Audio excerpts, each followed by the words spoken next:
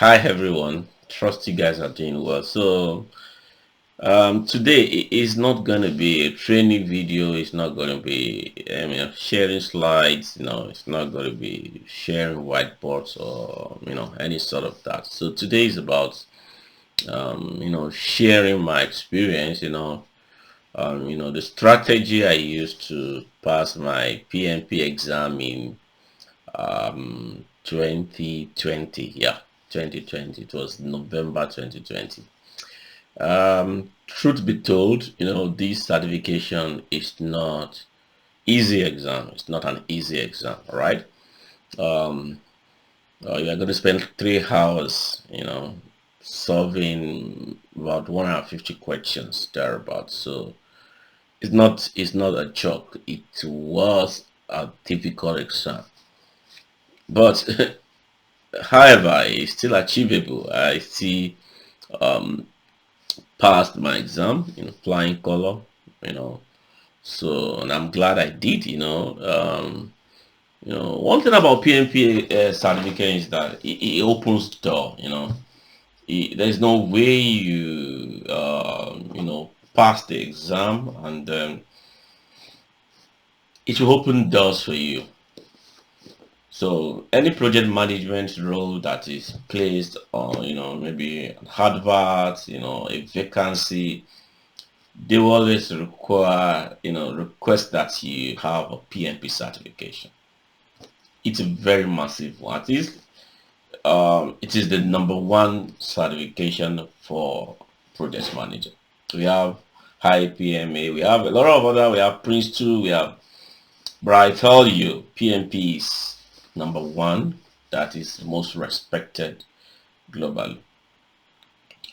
So, how did I prepare? We have different, um, you know, ways of preparing for exams. So for me, I did not start with exam preparation. So I started by looking at is this certification really truly relevant for my career? I'm in IT, IT service management per se, IT business, consulting, things like that. So do I really need project management certification? So I checked a lot of sites, to know the relevance of project management certification for IT, and I found out that is very, very important. One of the first things that you know caught my attention was when I check, okay, top five certifications in the world. I'm very sure PMP will be between one and five for any role. If you one of the as in most sought for certification in the world, PMP is there. So that's really give me like, okay, there's something I should invest in. So, and because, I'm a science student, I did electrical, electronic engineering, computer science. So I was like, how do I handle management, course, a lot of things that I don't really understand. So I started by doing my research, and the first thing I started with is to look at video courses online that would definitely help me. So I look at, I love video courses, as a matter of fact, I love courses whereby teacher will stand, teach me. I'll be able to ask questions, get some clarifications. Well, because I was unable to afford that, those trainings are always very expensive. So I enrolled in, I think, Philip Joseph course on Udemy, and that was around 20 I think it's around 2018. So I looked at it, it doesn't really make sense because we're talking about cost, talking about schedule, talking about communication. So I don't really see the need for that. I was coming from I was coming from where we always talk about programming, we always talk about processes, we always talk about, coding, you talk about IT. So all those things are not really making sense. So until I met someone in 2020. So he just recently passed his PMP exam, and he was sharing the story with me, and I got encouraged. So he told me to get a book. Um, I think it's one of the most popular PMP prep course. I've forgotten the name of the of the author of that book, but I didn't really do what I did, because how do I know I do well, in studying, in reading a book. So that book has, like, all the after the chapter you have to look at, practice tests to test your understanding. So I was doing it, and it was like I'm scoring less than 50%. That means I wasn't really understanding it. So I went to the guy back. So he shared his the book. It's a PDF file. That is how to pass your PMP exam at your first try, by Andy Crowell. I love the book, so I picked the book. The first chapter in the book. I have my jotter here.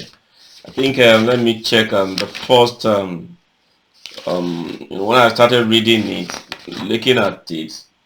So okay, I'm coming. So I started reading Andy Crowell in 18th of August 2020. 18th of August 2020. That's why I started reading Andy Crowell, and I love the book. As in, I love the book so well that, okay, after doing the after reading the first chapter. So after reading the first chapter, I did the test at the back of that chapter, and I scored 72%. I was very, very happy. Okay, 72%, at least that's a pass mark for any exam. So okay, that's a good one. So I attempted the second chapter of the book, and I scored about 80%.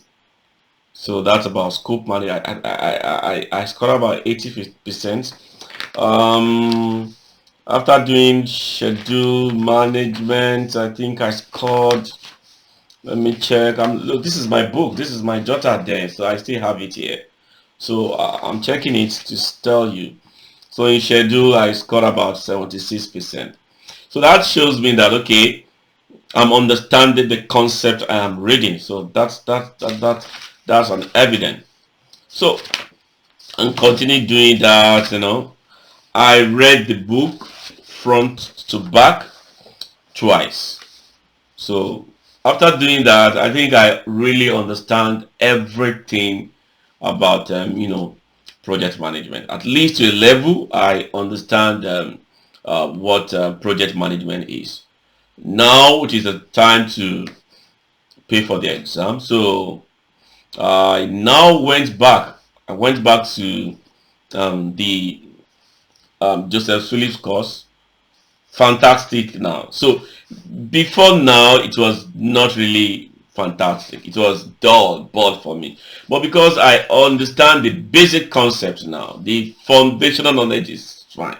Then the video now makes sense. So, right? I complete that one. I use it as a 30 hours, 35 hours requirements. Apply for the exam and pay for the exam.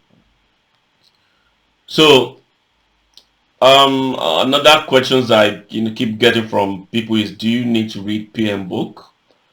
I tell you, I read PM book from A to Z. Yes, it was a boring book, not really enlightening, but I read it from A to Z. So I read it A to Z. I read it, and it wasn't easy, but it was really helpful, because PM book is written by PMI. So when you are doing your exam, you will see the same tone, the same language that PM book use. You understand? The way PM book writes their terminologies, their terms, you will see it in the exam. So That is, but it's a very boring book. Okay. So what else did I do? I think I used practice exam. All right. After doing everything, I used practice exam, and I think I used two exam simulators. The first one is I think this popular one called PM Master Prep. PM Master Prep.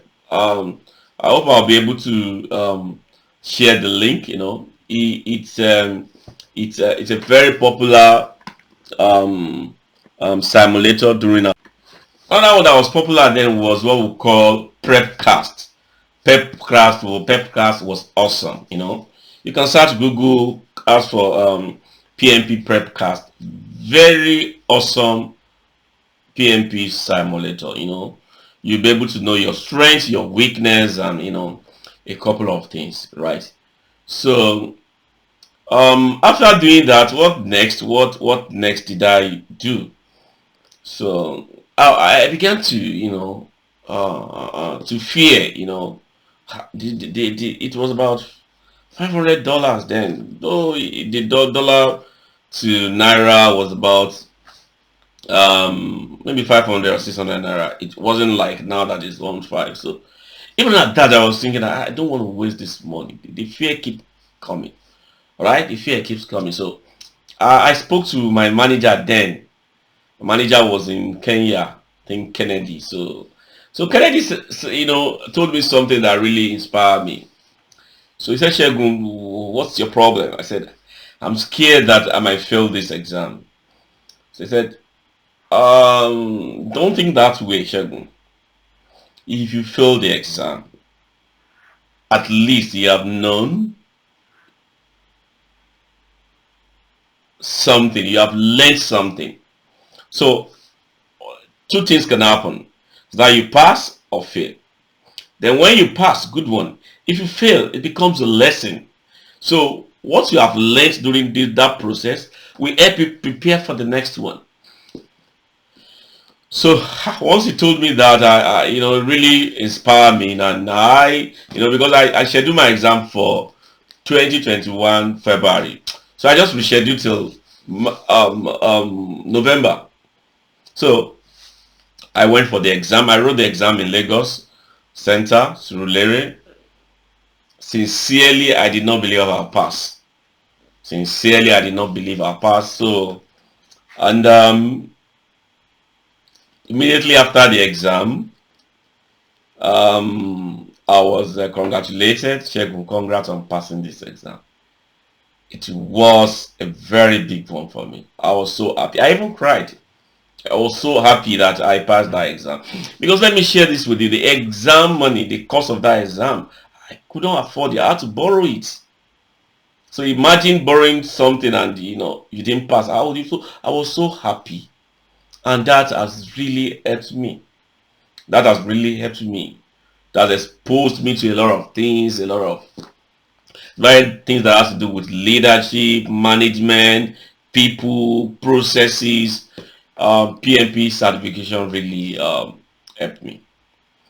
So I now started seeing that there's no managerial role that I applied for that will not be, you know, invited for interview. You know, so I was really impressed. So what to summarize this up? So if you have been looking at, you know, writing PMP and it's you are finding it difficult, I want to encourage you. It's one of the best decisions you can make. All right, it's not an easy one, no doubt, but the fact is that the benefits outweigh the stress. The benefits outweigh the costs. So my only advice is that, you know, get prepared. Get prepared. Don't be a lazy person. A lazy person cannot pass PMP exam unless you want to, you know, do maneuver things, and that's not what you are in for. Write your exam, prepare very well. Now it's even easier to pass now. We have PMI study hall, we have a lot of agile concept that has been intertwined with the syllabus. It makes the exam easier. I must tell you. Now you do not need to expect any calculation, maybe like floats, maybe like drawing any unnecessary diagrams. No, those are not needed anymore in your exam. So I want to encourage you. Just draft a strategy. Look for what works for you. It could be video classes. You can attend virtual classes. You can do self study. You can use a lot of application online. And if you need any help, please don't hesitate to contact me. Thank you very much, and I believe you have gained one or two things today. Have a nice day. Bye bye.